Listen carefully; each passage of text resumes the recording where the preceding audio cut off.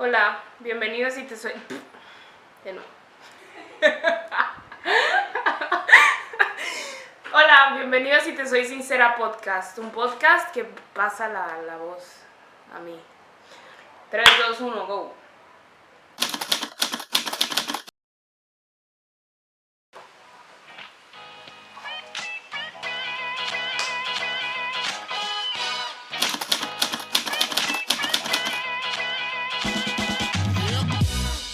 Hola, bienvenidos y te soy sincera podcast. Un podcast que pasa la voz de oído a oído.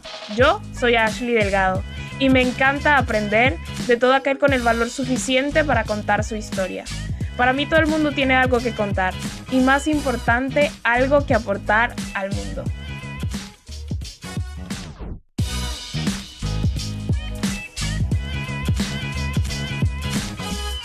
En el episodio de hoy hablaremos sobre un tema sobre el cual hace tiempo he querido hablar en este podcast desde que inicié, y es sobre la importancia de la salud mental. Es un tema que a mí me genera muchísimas preguntas y la verdad creo que esta es una conversación que inherentemente se necesita tener, sobre todo para quitar ese estigma o tabú que existe alrededor de lo que implica buscar ayuda psicológica o ir a terapia, que por muchos años ese tabú hemos tenido.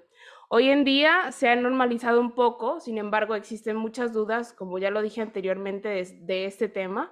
Y bueno, por ello he invitado a Shoshana Turquía. Ella, además de ser terapeuta cognitivo-conductal, conduce entrevistas en el programa Sinvergüenza y es conductora de transformación radical de CDI Channel. Así que digamos que tiene experiencia en todo esto y para mí es un honor tenerla aquí con nosotros y estoy muy emocionada de que nos cuente su historia y nos resuelva algunas dudas que pueden surgir alrededor de este tema. Hola, ¿cómo estás? Feliz, Ashley, pues si te soy sincera, estoy feliz de estar en este podcast, hablar de este tema tan importante que es la salud mental. A ver, y les tengo una metáfora para empezar. Cuando te resbalas y te rompes el brazo, no te da vergüenza ir al médico. Vas a la sala de emergencias, te sacan una radiografía y te dicen, bueno, aquí necesitamos poner una férula, un yeso o operar. Bueno, ves entre 2 o 3 alternativas, pero si ya 2 o 3 médicos te dijeron lo que necesitas es un yeso, vas y te pones el yeso. Y después de que te quitan el yeso, vas a fisioterapia hasta que recuperas todo el movimiento de tu brazo. Lo hacemos sin mayor culpa y sin mayor vergüenza, ¿no? ¿Por qué cuando se nos rompe el corazón, el alma, la mente y necesitamos un yeso, una contención y después fisioterapia para volver a tener las mismas habilidades y capacidades, nos da tanto miedo? Yo creo que eso rompe automáticamente el tabú que hay alrededor de la salud mental. Así como cuidamos nuestro cuerpo, hay quienes se alimentan bien, hacen ejercicio, duermen con cierta higiene, ¿no? Calculando horas, tiempos, en un espacio agradable, pues igual deberíamos estar cuidando nuestro mundo emocional y mental.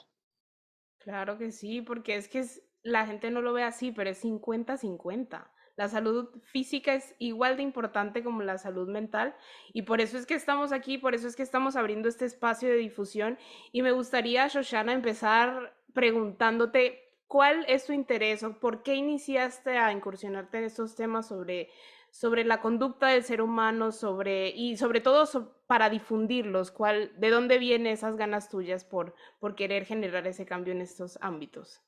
Mira, yo desde muy chiquita soñaba en que yo tenía que poner mi granito de arena en el mundo. Yo vengo de la comunidad judía y en el judaísmo hay un concepto espiritual, pero muy terrenal, que se llama tikkun olam, o arreglar el mundo. Y es este principio, ¿no? Donde creemos que todo ser humano tiene una ficha de rompecabezas y que la tenemos que poner a jugar para que el mundo se complete, es decir, para que haya paz. Yo tengo la ilusión desde que era muy pequeña y cada vez más de vivir en una sociedad mucho más libre, mucho más amorosa y mucho más feliz. Por eso estudié relaciones internacionales, con esta idea de poder construir mecanismos sociales de contención, de igualdad. Pero me di cuenta que lo masivo era demasiado abrumador para mí, dadas mis circunstancias, y me fui a través de los años especializando en lo individual, hasta que me encontré que la terapia uno a uno, viéndonos a los ojos, ya sea a través de una pantalla o físicamente en mi consultorio, era mi forma de poner este granito en el mundo y acompañar a otras personas a que ejercen su propósito en un ambiente de gozo, de valía y de pertenencia. Y es así como entro al mundo de la difusión de la salud mental, no solamente la práctica en el consultorio. Oh, wow, wow, o sea que tiene todo como un background detrás de, como que te empujó a llegar hasta ahí. Y la verdad, yo creo, ahorita me gustaría hacer un paréntesis y es que creo que eso es lo que hace a todos los líderes que han pasado por este podcast ser lo que son ahora y que estén contando su historia ahora, porque en sí la vida nos empuja a caminos en los que tenemos que tomar parte. Muchos de los líderes que han pasado por este podcast han tomado lo que les ha pasado en la vida para decir, ¿sabes qué? Estoy parado sobre estos dos pies y voy a ayudar a las personas que pueda desde lo que me pasó a mí, desde mi experiencia. Y eso es lo que estamos aquí, por eso estamos aquí para aprender de eso y me encanta esa energía que traes hoy para las personas que nos escuchan. Y bueno, me gustaría también preguntar, ¿qué es la salud mental o cómo se define para todas las personas que nos escuchan y que aún no saben o no conocen ese término? Para mí me gusta pensar en términos de salud como en términos de equilibrio. La salud en todas sus aristas, física, mental, emocional, ¿no? La salud es el equilibrio, cuando todos los elementos están unidos o concatenados para que la experiencia sea lo más positiva posible, ¿sí? Por eso hablo del balance, del uso óptimo de los recursos. La salud mental es cuando sabemos que la vida nos va a presentar situaciones de alto riesgo, situaciones no tan agradables, donde puede haber dolor, pero que no nos vamos a estacionar en el sufrimiento. Es decir, la salud mental es este péndulo donde vamos en la vida y la salud es lo que se encuentra en medio, tomando la luz y la oscuridad y encontrándonos ahí. Yo estoy totalmente en contra de esta positividad tóxica, ¿no? De todos debemos de, todos tendríamos que, yo digo que cada vez que digamos la palabra tengo que o debo de, es el camino al infierno. Y yo no quiero que nadie esté ahí, ¿no? Entonces la salud es eso, es la integración óptima de los recursos que tengo. Y por eso yo equiparo muchísimo el término de salud mental con el término de gozo, del uso óptimo de mis recursos. ¿Para qué? Para cumplir mi propósito en la vida. Y el propósito puede ser tan trascendental o tan práctico y cotidiano como lo podamos ver. ¿Para qué estoy tomándome esta taza de café en lugar de un vaso de agua? ¿Para qué estoy decidiendo conversar con Ashley en este momento en lugar de hacer cualquier otra cosa? Si esto me lleva a mi equilibrio, si esto me lleva a mi armonización, esto contribuye de forma radical a mi salud mental. Claro. Entonces, la salud mental no es otra cosa que el equilibrio. Sí, sí, sí, eso lo entiendo perfectamente. Y la verdad, aquí me surge una duda y es el, eso quiere decir que así como tratamos nuestra salud física, nuestra salud mental, todas las personas deberían como darles importancia o es necesario ir a terapia y buscar ayuda si no te haya pasado algo que digas, ay, es que, porque existe ese estigma de que vemos que todas las personas que van a terapia o buscan ayuda psicológica es porque han vivido un trauma grandísimo en su vida, ¿no? Bueno, Entonces lo ahí vemos te voy como, a frenar. ok. Nadie debería de hacer nada. Ah, ok. Primer principio es el principio del deseo, el principio de la voluntad. Claro, Claro que la terapia es una de las múltiples herramientas a las que podemos acceder, uno de los múltiples lenguajes a los que podemos acceder para encontrar esta armonía a pesar de los oleajes y los embates de la vida. ¿Qué importancia le damos? Pues yo creo que hay diferentes tipos de personas que pueden acceder a una terapia. Y yo lo pongo en un ejemplo de cuatro tipologías, si me permites. Imagínate que viene una ola enorme, estamos frente al mar y viene una ola enorme. El primero dice, ¿sabes qué? Ante esta ola, yo huyo, me voy a mi penthouse, no quiero saber nada, ustedes hagan con su ola lo que puedan. Es decir, no sé ni qué quiero, ni qué sé, ni qué puedo, ni qué hago, simplemente huyo de la situación.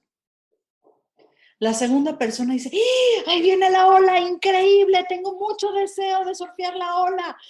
Y va y se mete, como en México decimos, como el bolas, es decir, sin pensarlo y sin saber cómo, y, ¡prum! Y se rompe la nariz, ¿no? Además, esta epifanía la tuve mientras me rompía yo la nariz en Sayulita, que es una playa preciosa en México, ¿no? La tercera tipo de personas que se pueden acercar a la terapia es la persona que dice, ah, bueno, ahí viene la ola, otra vez la voy a surfear.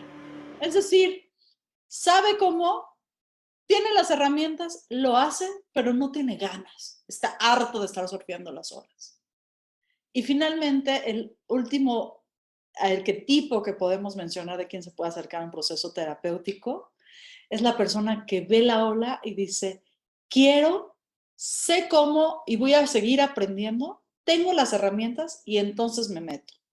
Si te das cuenta, querida Ashley, estoy hablando de los 4 verbos de la transformación radical. Deseo, sabiduría, poder y acción. Todos los seres humanos tenemos acceso a estos 4 verbos. Deseo, sabiduría, poder y acción. Quien quiera utilizarlos para vivir mejor, para vivir de una forma más libre, más amorosa y más feliz, por favor que acuda a la herramienta de su confianza, que puede ser la terapia psicoemocional, que puede ser una búsqueda espiritual, que puede ser el arte, es decir, que nos conecta con la vida, que nos conecta con la belleza, que nos conecta con el bienestar. Y hoy más que nunca, creo que es un muy buen momento de buscar estas conexiones. Lo que hizo la pandemia, en apariencia, es desconectarnos, todos a sus casas y todos desconectados. Pero mira, a 2 años después de que nos encerramos por primera vez, tú y yo, en distintos países, en distintas ciudades, nos estamos conectando. Es decir, este espacio, si te soy sincera, este podcast, también es una herramienta de bienestar y de conexión. Que cada quien busque la suya. ¿Qué tiene de bueno la terapia cognitivo-conductual, que es la que yo practico? Que tiene métricas muy claras, que tiene mediciones muy claras y herramientas muy precisas. No hay una herramienta que sirva para todo. Pero mientras más amplia sea nuestra caja de herramientas y mejor sepamos usarla, mejor vamos a poder navegar la vida, querida Ashley. Wow, qué valioso es eso. Y la verdad es que nunca lo había visto desde esa manera, pero sí tenía idea de que hay personas que hacen meditación, otras que deciden ir a grupos de apoyo. Entonces es como hacerte cargo de tus emociones, de esos factores que tienes para poder, yo creo que desempeñarte muchísimo mejor en una sociedad o proyectarte muchísimo mejor. Y eso me Disfrutar encanta. el cotidiano, ¿eh? Tan fácil como eso. Sí, sí, Es sí. decir, cómo le reducimos la ansiedad, cómo le reducimos a la depresión, cómo cambiamos hábitos positivamente, cómo mejoramos y le ponemos mucho más amor a nuestras relaciones. Eso es la terapia. Cualquier otra cosa es bla, bla, bla, ¿no? Sí. Y por eso me gusta tanto la cognitivo-conductual, porque es muy puntual. Hay otras escuelas terapéuticas. A mí me gusta, por ejemplo, mucho la terapia narrativa, ¿no? Que tiene que ver con el uso del lenguaje, de cómo nos contamos la historia personal, cómo colectivizamos nuestra experiencia. Esa es otra. También está la terapia existencial, ¿no? Está la logoterapia, gestalt. Es decir, hay multiplicidad de escuelas. Yo lo que les digo es, si tuvieron una mala experiencia con un mal terapeuta o con un terapeuta que no tenía las herramientas que tú necesitabas en ese momento, explores y te des el permiso de encontrar en qué lenguaje y en qué herramientas te sientes mejor.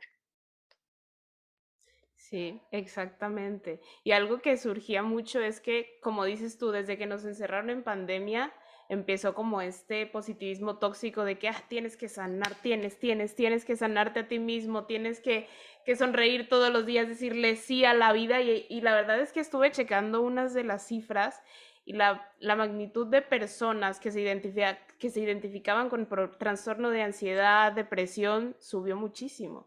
La gente empezó a darse cuenta que necesitaban hacer algo por ellos mismos, pero no necesariamente por ese positivismo tóxico que las redes nos daban, sino que porque nos quedamos en un punto en el que creo que todo el mundo quedó en ese punto en el que, bueno, ¿y ahora qué vamos a hacer? ¿Ahora yo qué voy a hacer con mi vida? No sé Encerrado si te aquí. acuerdas que en los primeros meses de la pandemia circuló muchísimo una imagen en Instagram y un meme que decía que el que no saliera con un mejor cuerpo, un grado académico o un libro escrito en la pandemia era un flojo. Y No, no creo circuló que no lo vi. muchísimo, fue súper tóxico. Dijo, pues Wow. esto es flojera. Claro, no nos damos cuenta de nuestros privilegios, no nos damos cuenta que estamos sobreviviendo quizá uno de los choques emocionales más fuertes que estamos viviendo como sociedad. Esther Perel, que es una de mis maestras, a quien admiro muchísimo, bueno, tomo las clases a distancia, como todo en esta época, dice que es la primera vez que los terapeutas estamos tan en igualdad de circunstancias que nuestros consultantes. Es decir, también los terapeutas vivimos la pandemia, también los terapeutas estuvimos en estos espacios de ansiedad, de depresión. Pero lo que no se rompe es la empatía, Ashley.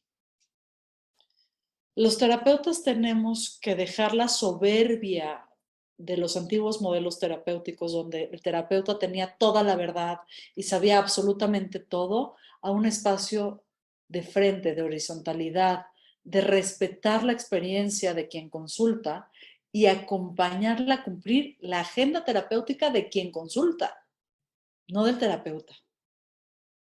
Y yo creo que esos cambios son bien interesantes en términos de salud mental. Wow. No lo había visto de esa manera. No, de verdad que no. Es que cuando acudes por ayuda, dices, esa persona me va a ayudar porque lo sabe todo, porque sabe muchísimo más de lo que yo sé. Es que cuando te pones en igualdad de condiciones, yo creo que hasta te da la oportunidad de poder aprender del otro, ¿no? Por supuesto. Además, hay un término que a mí me gusta mucho que es la inteligencia existencial, que no Ok. es otra cosa que la inteligencia que todas las personas que estamos existiendo en el planeta tenemos, porque de alguna u otra forma nos arreglamos para llegar aquí. Oh. Lo que hace la verdadera terapia es quitarle la hierba seca, la hierba mala a esa inteligencia y acompañar al consultante a que vea con qué herramientas ha llegado hasta aquí, qué herramientas le sirven y cuáles no. Y ahí se me abre el espacio de aprendizaje. Pero siempre es a partir de la experiencia de quien consulta. Si un terapeuta te hace sentir fuera de lugar o que constantemente te equivocas o no respeta tu serie de valores, busca otro terapeuta, busca otro espacio. Claro, sí, sí. Y ahí también me surge, bueno, decir que he escuchado varias veces, cuando me perdí un poquito, pero he escuchado varias veces, no, es que yo no tengo el capital económico para poder pagar una terapia, ¿no? Y ahí es lo que tú dices, es que no es la única manera. Ir al terapeuta no es la única manera, pero me gustaría un poquito que nos amplíes más cómo es, o sea, cómo es eh, identificar, o sea, en qué punto digo yo necesito, no, necesito ayuda, o no sé si me hago entender. ¿Me hago entender? ¿Sí te haces entender? A ver, déjame ver si te entendí. Y esta frase la utilizo muchísimo en el consultorio. Lo que me estás preguntando es, ok, a ver, ¿qué pasa con quienes no tienen el presupuesto económico para acceder a una terapia privada? Bueno, uno, casi todos los gobiernos a partir de la pandemia se dieron cuenta de la importancia de la salud mental y hay muchas organizaciones a nivel mundial que ofrecen acompañamiento psicoemocional de forma gratuita. Es decir, el psicoanálisis para la burguesía de principios del siglo XX no es nuestra realidad en el siglo XXI. Sí, en apariencia es un espacio de privilegios y sí, habemos terapeutas que cobramos porque vivimos esto, pero hay muchísimas organizaciones a nivel mundial que ofrecen espacios terapéuticos completamente gratuitos o con cuotas muy bajas. Mm. 2, hablando también del dinero, mi recomendación es que hagan un presupuesto terapéutico, es decir, este proceso, ¿cuánto dinero le puedes poner? Y consultes distintas maneras de utilizar ese dinero. Por ejemplo, mi consulta, en lugar de durar 45 minutos, dura hora y media, 90 minutos. Y además es en línea. Yo estaba certificada para dar terapia en línea aún antes de la pandemia. La mayoría de mi consulta no vive en el mismo código postal en el que yo estoy, ni en la misma ciudad en la que yo estoy. ¿Ok? Claro, en Estados Unidos hay políticas para eso, pero en Latinoamérica somos mucho más flexibles, afortunadamente. Y entonces digas, a ver, esta es mi agenda terapéutica, estos son los temas que me estorban, que no se sienten bien, que cuánto tiempo y cuánto dinero tengo disponible para empezar a obtener las herramientas que necesito para, para responsabilizarme de esto, para hacerme cargo, para organizarlo. ¿Sí? No dejemos esa elección al ahí se va. Es bien importante que tengamos un presupuesto terapéutico. ¿No? Y claro, a mí me llaman y me dicen, ¿en cuántas sesiones lo puedes arreglar? Pues no lo sé, ¿no? No lo sé, pero sí a diferencia de otros procesos terapéuticos, en el Team CBT, que es la terapia cognitivo-conductual que yo hago, sí hacemos una agenda terapéutica, sí vemos cuáles son los temas prioritarios y urgentes a atender. Y muchas veces esto funciona como un fractal, es decir, una vez que aprendemos a tomar ciertas decisiones, modificamos todas las decisiones que tomamos, es decir, tiene un impacto transversal en toda nuestra vida. Entonces, con evidencia muy puntual de cómo tomas una decisión de forma distinta, desde dónde la tomas, dónde hay congruencia entre lo que piensas, lo que sientes, lo que dices y lo que haces, otras esferas de tu vida se van a poder modificar. 2, ¿cuándo pedir ayuda? Pues yo digo que siempre podríamos tener la facultad de tener quien nos ayude. Eso sería lo mejor, tener una red de apoyo activa, donde la gente nos ayude y nosotros ayudemos a la gente que queremos. Ahora, la gente que queremos no necesariamente tiene las herramientas, aunque tengan la voluntad para acompañarnos en una depresión, en una ansiedad, en un uso o abuso de sustancias. Es decir, pueden querer ayudarnos, pero no pueden saber cómo. Y por eso ahí viene la terapia. ¿Cuándo pedir ayuda? Bueno, me parece que si la tristeza te invade y llevas 2 semanas sin poderte parar de tu cama, es urgente que te atiendas. Si la ansiedad no te permite lograr tus objetivos, relacionarte óptimamente, cumplir aquello que quieres hacer, si te evita relacionarte afectiva o eróticamente, ahí es un buen momento.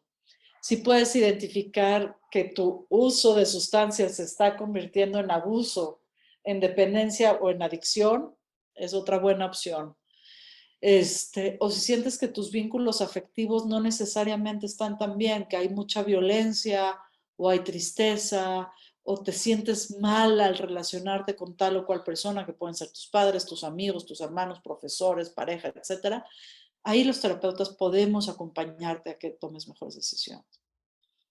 No sé si te entendí bien y si respondí a tu Claro, pregunta.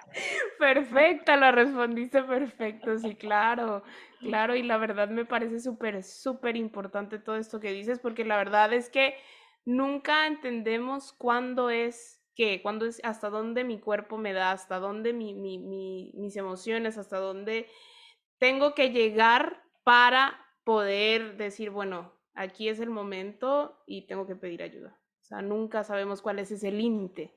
Y la verdad me parece súper importante porque, como te digo, esto siempre se ha visto como algo malo. Yo cuando estaba en la escuela siempre tuvimos psicólogas en cada grado y siempre me acuerdo muy bien que cuando sacaban a un niño en específico, dos o tres que tiene cita con el psicólogo, que quieren hablar con sus papás, todo el mundo decía, El uy, bullying.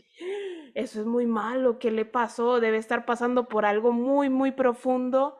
Y la verdad es que no, y creo que desde ahí empieza esa construcción de que es algo que solo las personas que tienen problemas muy graves en su vida asisten, ¿no? Y sí, sí, se me fue la paloma, pero había una cosa Sí, que a yo te ver, quería pero preguntar. A Ok. ver, pregúntamela. No, no, dime, Dime, dime dime. primero. Bueno, yo creo que la vida es compleja, ¿no? Y tiene distintos grados de complejidad. Y hay veces tenemos las herramientas para entender esa complejidad y tomar decisiones, y hay veces no las tenemos. Claro. La salud mental está en reconocer cuando no tienes esas herramientas y empezar a trabajar para conseguirlas. ¿Sí? Yo insisto mucho que la terapia no es una pastillita feliz y ahí se quedó. Es un proceso continuo de aprendizaje. Y mientras más herramientas le pongamos a ese andamiaje emocional, a esa construcción emocional, aprendamos a distinguir qué nos está diciendo cada una de nuestras emociones, mejor vamos a vivir. Pero es un aprendizaje, es algo que se puede aprender. No es algo que nos viene de fábrica y entonces ya nacimos defectuosos y ya no vamos a poder decodificar nuestras emociones, ¿no? Es algo que se aprende y que podemos trabajarlo sin importar la edad o condición. Hay mucho que hacer. Y ahí es donde yo pongo el dedo en la llaga. Por favor, salgamos de esta lógica de porque así crecí, porque así me educaron mis padres, porque tuve una infancia horrible, entonces puedo violentar, entonces me puedo tirar a la depresión, entonces justifico una serie de medidas autodestructivas porque el pasado fue terrible. Exacto. Sí, sí. Sí, sí. Y ahí mismo conectaste esta pregunta que tenía, que ya me acordé cuál era, que es ¿qué rol juega la familia como en este ámbito? Porque leí anteayer que estaba preparando la entrevista de que los factores sociales también influyen en ese equilibrio que hay en la salud mental de cada uno de nosotros como personas. Y me gustaría preguntarte eso, ¿cuál es el rol que juega la familia y por qué es que es tan importante este entorno social en, en este desarrollo, pues? A ver, vámonos por partes, ¿sí? Vivimos en una sociedad donde nos han hecho creer que los problemas de las estructuras sociopolíticas y económicas son patologías, es decir, enfermedades en el individuo. Es decir, creemos que los modelos de explotación, discriminación, en realidad son incapacidades del individuo, cuando lo que está mal es el sistema.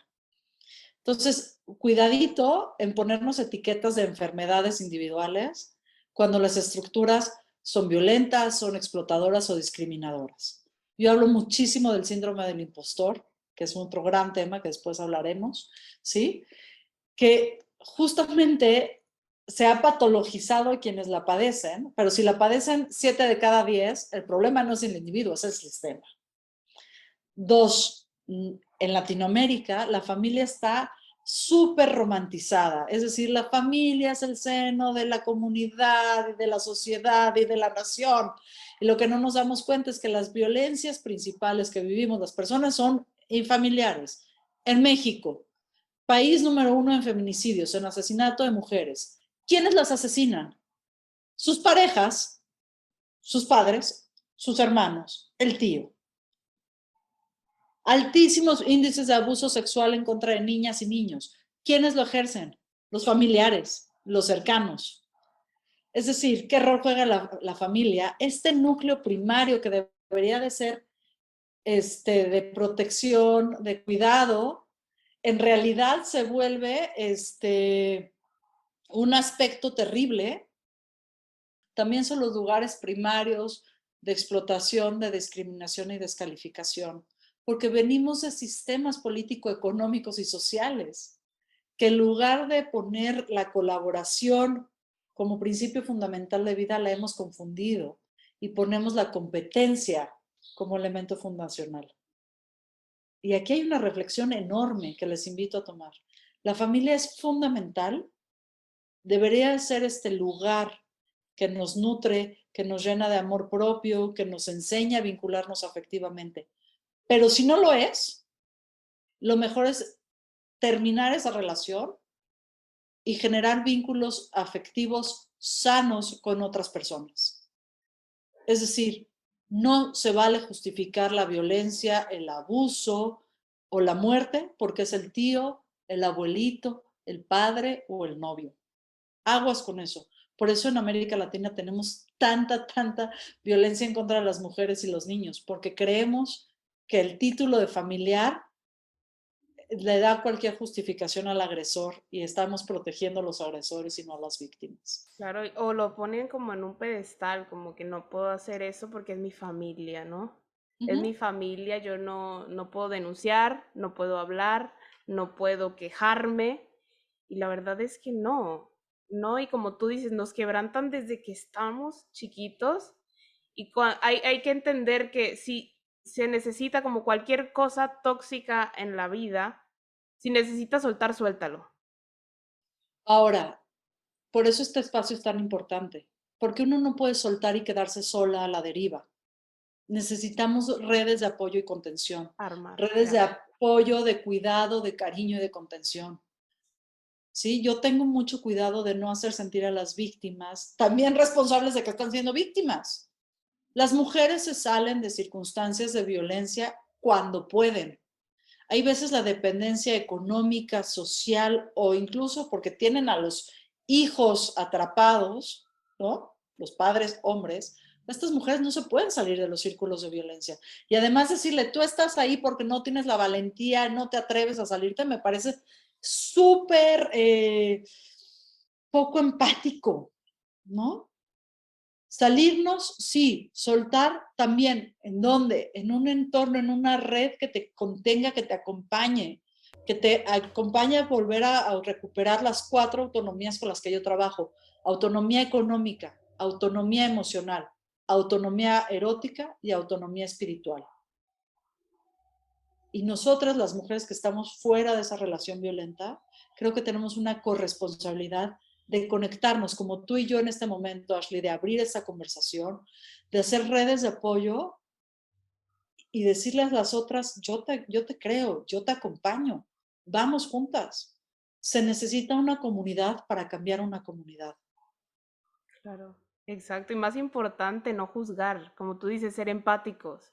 A veces tenemos como esa tendencia a decir, no, es que tú hiciste esto porque, no sé por qué lo hiciste, tú te quedaste ahí con ese hombre que te estaba maltratando, pero es que tú no lo estás viviendo como ella, tú no estás en su posición.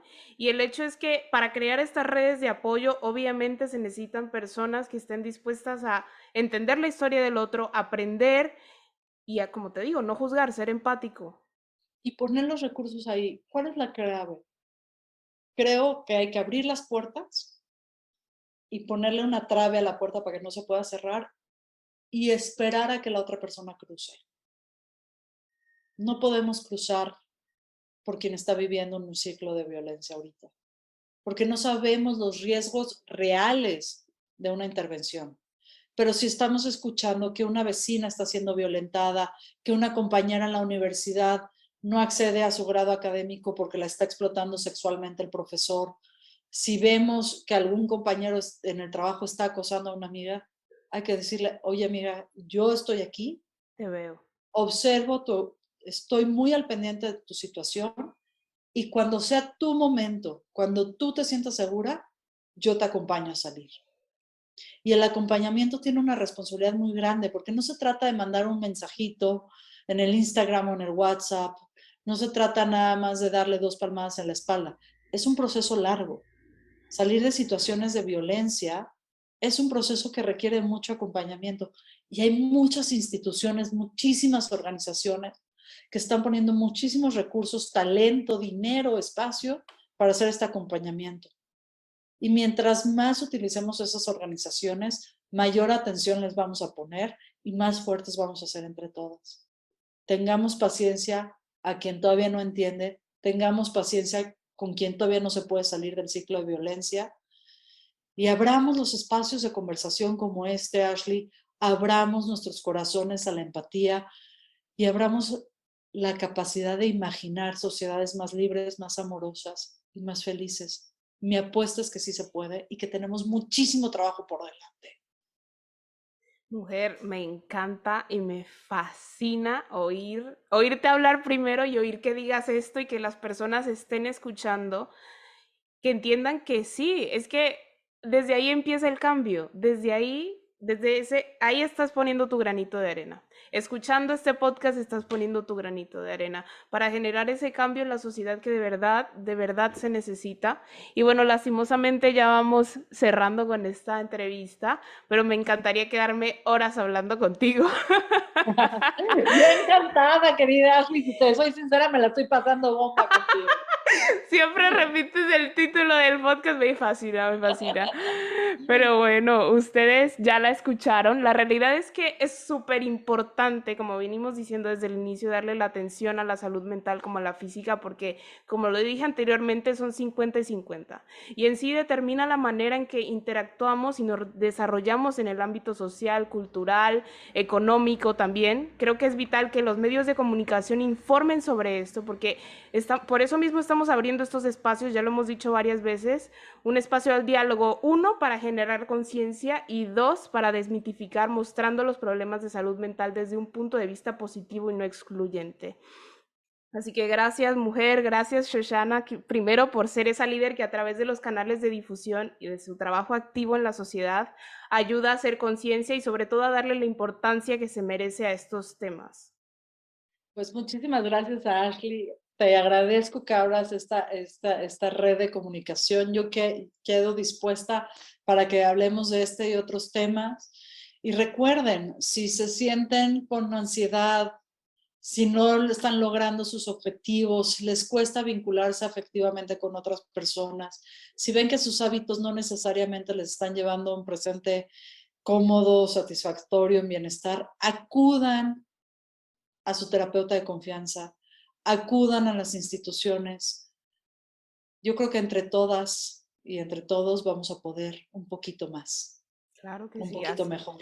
Así será a todos y con el apoyo suficiente se puede lograr. Claro que sí, como que no. Y bueno, recuerda que en la descripción del podcast se encuentran las redes de Shoshana y todos los canales de difusión donde la pueden escuchar para que se pasen por allá un rato y sigan aprendiendo de ella. Y además no olvides darle follow al podcast en cualquiera de las plataformas desde las que nos escuchas para que no te pierdas ni un episodio. Si nos estás viendo desde YouTube, déjame en los comentarios qué tal te pareció el episodio y qué aprendizajes te llevas. Y bueno, dicho esto, cada uno de nosotros es un minúsculo grano de arena en el universo. Sin embargo, todos somos producto de algo y causa para algo mayor. Así que vive y aprende que entre tanta arena se construye una playa entera. Para mantenernos conectados, síguenos en Instagram como Sincera Podcast. Y nos vemos muy, muy pronto.